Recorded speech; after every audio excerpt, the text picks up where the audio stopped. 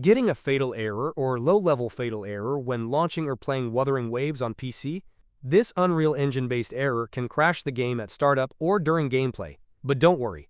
In this video you'll learn step-by-step solutions to fix fatal crashes and get back to exploring Wuthering Waves smoothly on Windows 11 and Windows 10.